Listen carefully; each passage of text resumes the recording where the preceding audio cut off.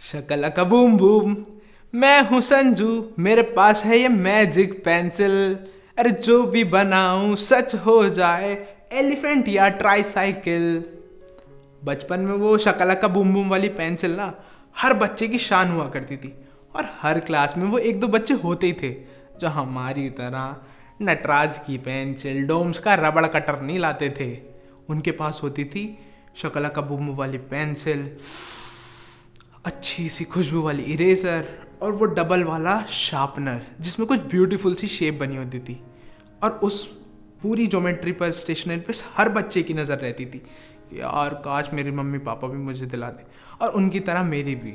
मैं भी उस स्टेशनरी को देखता रहता था। और ऐसे ही एक दिन की बात है कि जब मैं वो पेंसिल को बड़ी उम्मीद से देख रहा था, मेरा बेंचमेट मिंकू बोला, ओए सुन, आज पीटी पीरियड का प्लान है, तुझे क्या चाहिए? पेंसिल? कहा हाँ, मेरे को वो ना उसका हाथी वाला कटर चाहिए। तो आज फोर्थ पीरियड में सबसे लास्ट में निकलेंगे, और अगर सर बोल दें कि हाइट वाइज जाना है तो तू आगे लग जाइयो, मैं पीछे लग जाऊंगा, और जो भी चीज़ें निकाले ना बस एक काम करियो, लौटते में उन्हें अपने सॉक्स में डाल लियो। And this was the most beautiful advice he gave with his 5 months of experience. और मैंने ऐसा ही किया, और वहाँ से वेनसडे से जर्नी स्टार्ट हुई हमारी। और हर Wednesday one after the other we executed. किसी दिन शार्पनर, किसी दिन इरेजर, किसी दिन पेंसिल। वो मेरे छोटे छोटे सोवेनियर्स से जो जर्नी शुरू हुई थी, now it has been turned into a big museum. सब कुछ था इसमें, शकला का बूम वाली पेंसिल, खुशबू वाली इरेजर, वो डबल वाला कटर, बढ़िया वाला स्केल, सब कुछ। और ये मेरा म्यूजियम मिंकू की वजह से बना था। तो उसके साथ तो मुझे ऐसा लगता था, तुम जो आए जिंदगी में बात बन गई। और इतनी प्राइड फीलिंग है, बीइंग अ किड ऑफ 7 और 8, it was such a pride feeling. ऐसा लग रहा था हमारे पास ना जखीरा है, स्टेशनरी का जखीरा, हम तो बाजार लगा देंगे। पर आपने सीआईडी देखा है? उसमें एसीपी कैसे कहते हैं, दया, गुनहगार कितना भी चालाक क्यों ना हो, कोई ना कोई सबूत छोड़ ही जाता है। और ऐसा ही हुआ। हमारे स्कूल में एक प्रोटोकॉल था, वहाँ पे 3 ही कलर के बैग्स रहते थे, एक ब्लू, एक ब्राउन और एक ऑलिव ग्रीन कलर का। मेरे पास ग्रीन कलर का बैग था।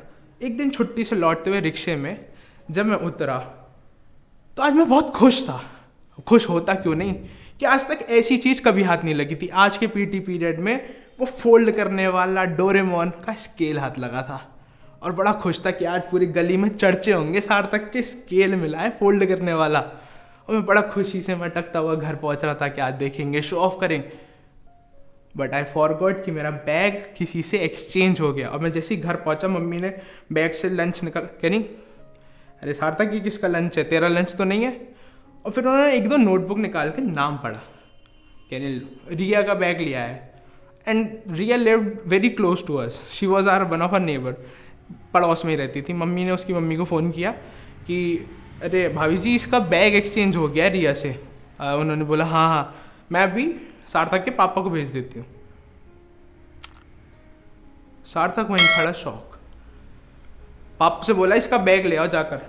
पापा कह रहे चल लो स्कूटर पे बैठ, बैग छोड़ा है अपना। वो वहाँ से रूम से स्कूटर तक की जर्नी, ऐसा लग रहा था मानो मेरे पैरों में दही जम गई है।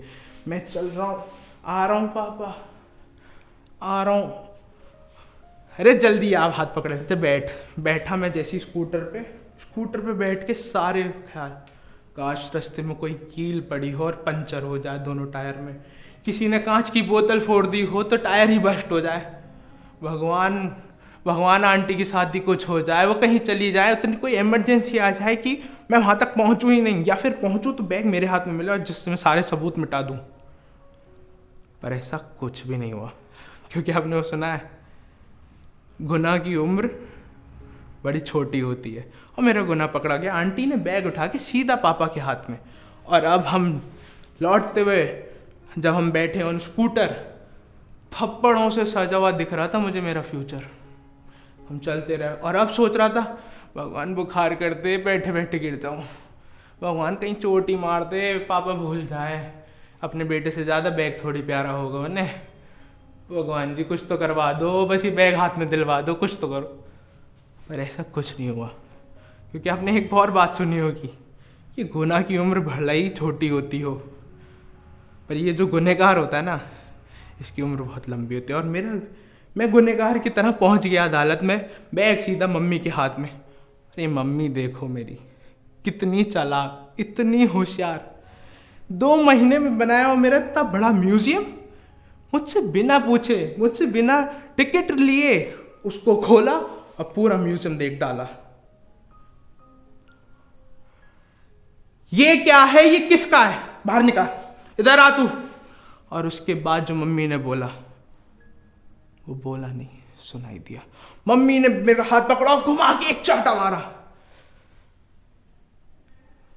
कानों में से बज गई सीटी। ऐसा लग रहा था गाल पे चल रही है चीटी। किसका है सार्थक, बता। मम्मी, एक बच्चे की छोटी सी हरकत देखिए, मैं वहाँ छोटा 7-8 साल का बच्चा पूरा दिमाग लगा चुका था अपना। वो मम्मी आप जो 2-2 रुपये देती हो ना कि जा चीज़ी खाया, वो कुट कुट लिया, मैंने वो पैसे ना बचा बचा के ये सब बढ़िया वाला सामान लिया। कहाँ से लिया तूने बता। मम्मी दीपू भैया से लाया हूँ। अच्छा दीपू भैया से लाया ना, चल। मम्मी नहीं, मम्मी नहीं, मम्मी नहीं, मम्मी नहीं, मम्मी नहीं, मम्मी नहीं, मैं मम्मी चुराया, मम्मी मैंने नहीं लाया, मम्मी नहीं, mummy sorry, mummy, mummy sorry, mummy sorry, mummy नहीं, मम्मी नहीं। मेरे आंखों से आंसू थे और सिर्फ सॉरी की माला जप रहा था। थप्पड़ मम्मी मार ही चुकी थी, तो उन्होंने भी सोचा कि शायद इसको आराम से समझाने में फ़ायदा। उन्होंने मुझे अपने सामने बिठाया और बोला कि सार्थक, आज तूने चोरी की है, आज तू मुझसे डर रहा है, कल को क्या करेगा, चोरी करके चोर बनेगा। जो तू आज मुझसे डर रहा है, कल पूरी दुनिया से डरेगा। किससे नजरें मिला पाएगा तू, जो आज मुझसे नजरें चुरा रहा है। चल आज मेरे से सॉरी बोल के मैं तो माफ कर दूंगी तुझे, पर ये झूठ, चोरी, क्या यही हमारे संस्कार है? क्या यही तू बनना चाहता है, चोटा, चोर?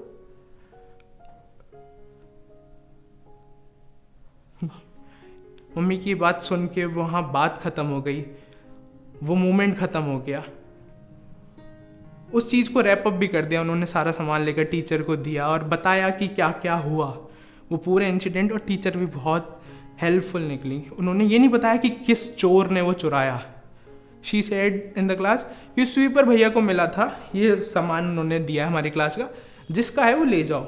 And she distributed everything. The case was close, everything was close. But आज जब बड़ा हो गया हो ना, तो 2 बातें समझ में आई।